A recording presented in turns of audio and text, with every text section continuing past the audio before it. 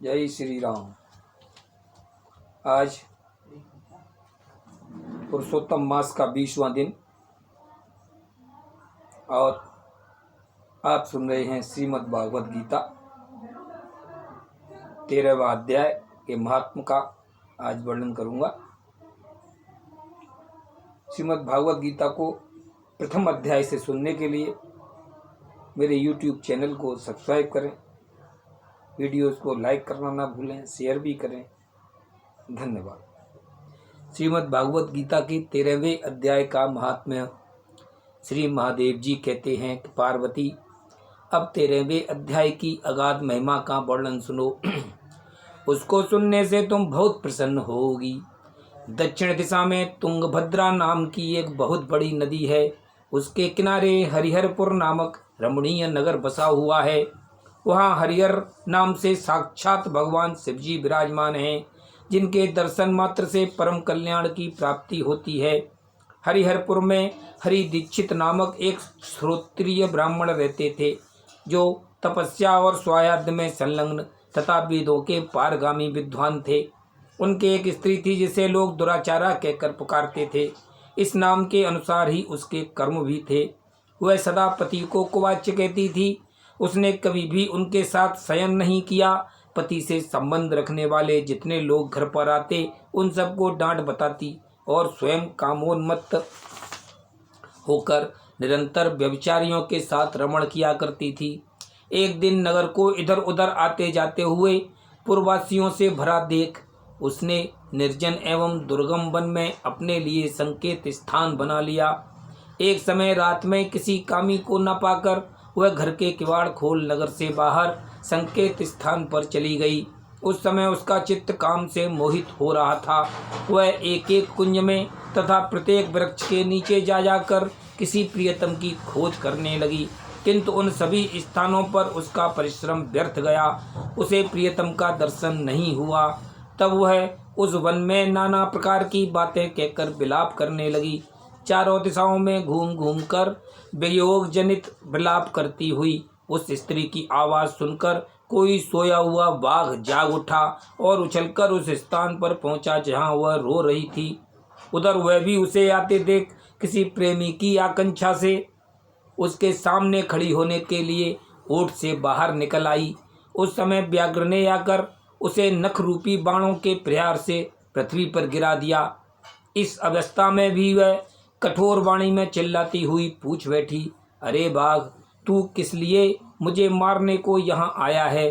पहले इन सारी बातों को बता, फिर मुझे मारना। उसकी यह बात सुनकर प्रचंड पराक्रमी व्याघ्र क्षणभर के लिए उसे अपना ग्रास बनाने से रुक गया और हंसता हुआ सा बोला, दक्षिण देश में मलापाहा नामक एक नदी है। उसके तट पर मुनिपर्णा नगरी बसी हुई है। वहाँ पंचलिंग नाम से प्रसिद्ध साक्षात भगवान शंकर निवास करते हैं। उसी नगरी में मैं ब्राह्मण कुमार होकर रहता था। नदी के किनारे अकेला बैठा रहता और जो यज्ञ के अधिकारी नहीं हैं उन लोगों से भी यज्ञ कराकर उसका अन्न खाया करता था। इतना ही नहीं, धन के लोभ से मैं सदा अपने वेद पाठ के फल को भी बेचा करता था। मेरा लोभ यहाँ तक बढ़ गया था कि अन्य बिच्छुओं को गालियाँ देकर हटा देता और स्वयं दूसरों को नहीं देने योग्य धन भी बिना दिए ही हमेशा ले लिया करता था। ऋण लेने के बहाने में सब लोगों को छला करता था। तदनंतर कुछ काल व्यतीत होने पर मैं बूढ़ा हुआ। मेरे बाल सफ़ेद हो गए, आंखों से सूझता न था और मुंह के सारे दांत गिर गए। इतने पर भी मेरी दान लेने की आदत नहीं छूटी। परवाने पर प्रतिग्रह लोभ से मैं हाथ में कुछ लिए तीर्थ के समीप चला जाया करता था। तत्पश्चात जब मेरे सारे अंग शिथिल हो गए, तब एक बार मैं कुछ धूर्त ब्राह्मणों के घर पर मांगने खाने के लिए गया। उसी समय मेरे पैर में कुत्ते ने काट लिया। तब मैं मूर्छित होकर क्षणभर में पृथ्वी पर गिर पड़ा। मेरे प्राण निकल गए। उसके बाद मैं इसी व्याघ्र योनि में उत्पन्न हुआ। तब से इस दुर्गम वन में रहता हूँ तथा अपने पूर्व पापों को याद करके कभी धर्मिष्ठ महात्मा, यति, साधु पुरुष तथा सती स्त्रियों को मैं नहीं खाता। पापी, दुराचारी तथा उल्टा स्त्रियों को ही मैं अपना भक्ष्य बनाता हूँ। अतः उल्टा होने के कारण तू अवश्य ही मेरा ग्रास बनेगी। यों कहकर वह अपने कठोर नखों से उसके शरीर के टुकड़े टुकड़े करके खा गया। इसके बाद यमराज के दूत उस पापिनी को संयमनीपुरी में ले गए, जहाँ यमराज की आज्ञा से उन्होंने अनेकों बार उसे विष्ठा, मूत्र और रक्त से भरे हुए भयानक कुंडों में गिराया। करोड़ों कल्पों तक उसमें रखने के बाद उसे वहाँ से ले जाकर 100 मनवंतरों तक रौरव नरक में रखा। फिर चारों ओर मुंह करके दीन भाव से रोती हुई उस पापनी को वहाँ से खींचकर दैनानंद नामक नरक में गिराया। उस समय उसके केश खुले हुए थे और शरीर भयानक दिखाई देता था। इस प्रकार घोर नरक यातना भोग चुकने पर वह महापापिनी इस लोक में आकर चांडाल योनि में उत्पन्न हुई। चांडाल के घर में भी प्रतिदिन बढ़ती हुई वह पूर्व जन्म के अभ्यास से पूर्ववत पापों में प्रवृत्ति रही। फिर उसे कोढ़ और राज यक्षमा का रोग हो गया, नेत्रों में पीड़ा होने लगी। फिर कुछ काल के पश्चात वह पुनः अपने निवास स्थान हरिहरपुर को गई, जहाँ भगवान शिव के अंतःपुर की स्वामिनी जम्बिका देवी विराजमान हैं। वहाँ उसने वासुदेव नामक एक पवित्र ब्राह्मण का दर्शन किया, जो निरंतर गीता के 13वें अध्याय का पाठ करता रहता था। उसके मुख से गीता का पाठ सुनते ही वह चांडाल शरीर से मुक्त हो गई और दिव्य देह धारण करके स्वर्गलोक में चली गई। एक श्री मैंने भागवत का आपको जो 13वें अध्याय का महात्म सुनाया। चूँकि आज समय कुछ बचा है, इसलिए आपको एक श्री कृष्ण और राधा जी के नोक झोंक का प्रसंग सुनाता हूँ। प्रसंग है, जब राधा जी अपने सर पर माखन की मटकी लिए हुए उसे बेचने जा रही थीं, तब भगवान श्री कृष्ण ने उन्हें रास्ते में ही रोक लिया और उनकी बाइयाँ को पकड़कर मरोड़कर क्या बोलते हैं। तब राधा कहती है कि मेरी बैया ना मोड़ो जी, मेरी बैया ना मोड़ो जी, दधी बेचन जाना मेरा रास्ता छोड़ो जी, दधी बेचन जाना मेरा रास्ता छोड़ो जी। भगवान कहते हैं तब कि गोरी आज मिली तू मोहे, गोरी आज मिली तू मोहे,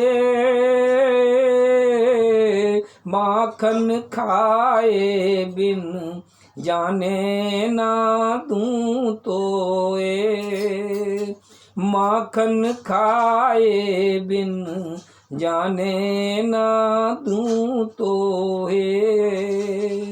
तब राधे जी कहती हैं कि क्या ये रास्ता तेरा है,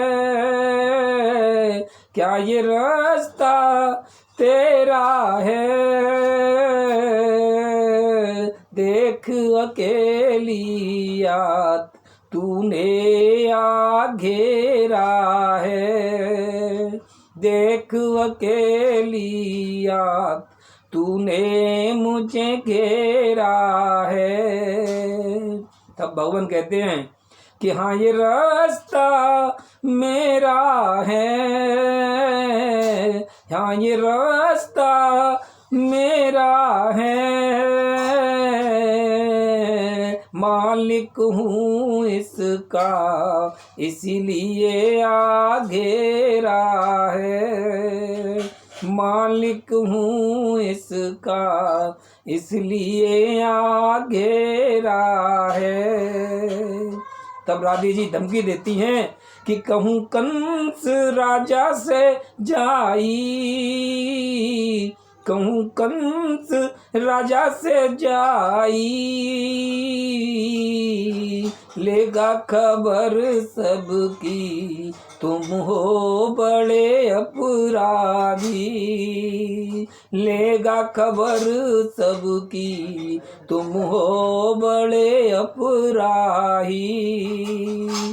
तब भगवान थोड़े गुस्सा हो जाते हैं और कहते हैं कि धमकी मुझे देती है, धमकी मुझे देती है, लगता है ऐसा तू उसकी चहेती है, लगता है ऐसा तू उसकी चहेती है। तब दोनों ही यानी भगवान कृष्ण और श्री राधे जी आपस में मिल जाते हैं और दोनों ही गाते हैं कि यूं की रति होगी दोनों की, यूं की रति होगी दोनों की, दुनिया के मंदिरों में यूं मूर्ति होगी दोनों की, दुनिया के मंदिरों में यूं मूर्ति होगी दोनों की। और तब से दुनिया के अधिकतर से 99% मंदिरों में श्री कृष्ण भगवान के साथ राधे जी विराजमान हैं। बोलो श्री कृष्ण भगवान की जय, बोलो राधे जी की जय।